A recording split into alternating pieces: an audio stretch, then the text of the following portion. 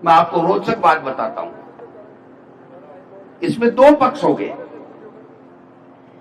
एक पक्ष ने एक की सुपारी ले ली, एक पक्ष ने एक की सुपारी ले ली।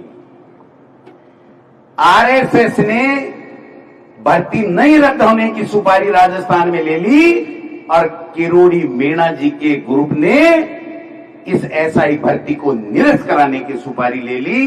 दोनों सुपारियां टकरा रही हैं। बेचारा भजनलाल मारा गया।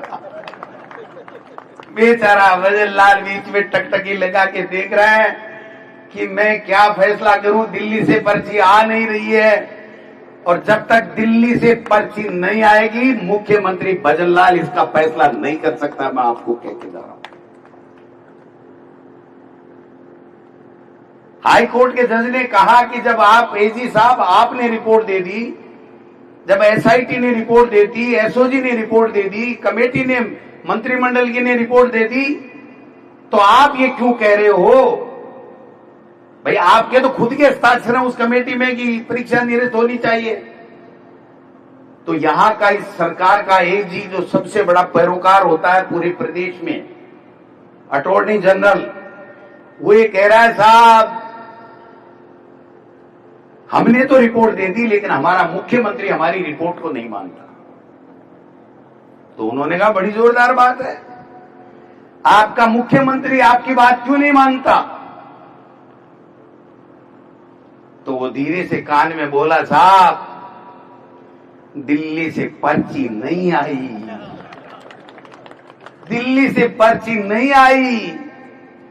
इसलिए मैं आपको कहना चाहता हूं या तो दिल्ली से पर्ची आएगी वो फैसला होगा एसआई भर्ती में, अरे यार राम भरोसे कोर्ट में छोड़ देंगे कि भैया मैं तो ना तो इस की सुपारी में हूं न मैं इसकी सुपारी में हूं, दोनों की अपनी अपनी सुपारी जेब में डाले घूमते रहो, जो कोर्ट कर लेगा वही ठीक है। ये इस तरीके की बेचारी और लाचारी भरी सरकार हमने देखने को मिलेगी। ये भी हमारा दुर्भाग्य है इस प्रदेश में। इतनी लाचारी,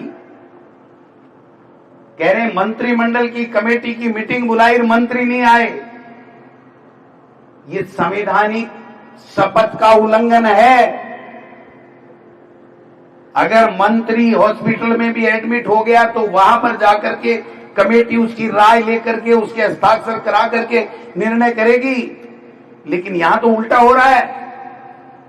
मुख्यमंत्री जी कह रहे हैं मंत्री को कहलवा तो दिया ना कहीं मीटिंग में आ नहीं जाए वरना कुछ न कुछ करना पड़ेगा, और मैं जब तक दिल्ली से पर्ची नहीं आएगी मैं भैया कुछ नहीं कर सकता। इसमें मोए हाथ में कुछ भी नहीं है भैया। देख भैया सर डोटासरा जी ने कल अधिवेशन में जो उनका कार्यक्रम था उनमें संबोधित करते हुए कहा कि एसआई भर्ती को लेकर एक तरफ आरएसएस है और दूसरी तरफ किरोड़ीलाल मीणा, बीच में भजनलाल जी फंस गए हैं, ना भर्ती रद्द हो पा रही है ना। ये स्टेटमेंट पूर्ण रूप से निराधार है। सबसे पहले मैं आपसे निवेदन कर दूं कि आरएसएस का इससे किसी तरह का कोई नज़दीक का भी वास्ता नहीं है। वो एक राष्ट्रभक्त संगठन है, राजनीति से बिल्कुल दूर है और न ऐसी कोई छोटी ऊंची राजनीति में भाग लेता है। वो सैद्धांतिक रूप से हमारा भारत का प्रेम, राष्ट्र प्रेम कैसे हो, सभ्य नागरिक कैसे, उससे संबंध रखता है। ऐसे आरोप लगाए तो पूर्ण रूप से निराधार है और निंदनीय है, और नकारात्मक राजनीति करते करते उस हद तक आरोप लगाएंगे उसकी मैं पूर्ण रूप से निंदा करता हूँ। चाइना पूरी तरीके से पाकिस्तान के साथ खड़ा मिला और उसने कहा हम आपके साथ में। तुर्की खड़ा मिला कि हम आपके साथ में हैं।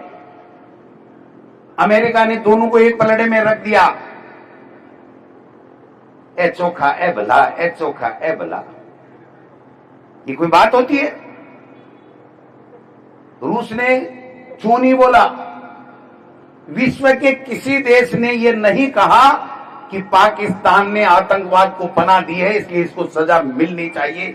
ये हमारे हिंदुस्तान की विदेश नीति फेल नहीं है तो क्या है आप बताइए। जहां तक ऑपरेशन सिंदूर का प्रश्न है, विश्व में ये पहला मौका है जब भारतीय सेना ने अपने पराक्रम का परचम पूरे विश्व में लहराया है, बिना किसी सिविलियन को टारगेट किए, बिना पाकिस्तान की किसी फौज को टारगेट किए या उनके जो हवाई अड्डे उनको टारगेट किए, जो आतंकवादी थे उनके ठिकानों को समाप्त किया है। और वो टारगेटेड किया है। ऐसी स्थिति में प्रतिपक्ष के कोई नेता द्वारा हो, कांग्रेस पार्टी के प्रदेश अध्यक्ष द्वारा हो और अन्य किसी के द्वारा जो आरोप लगाए जा रहे हैं वे पूर्ण रूप से निराधार है।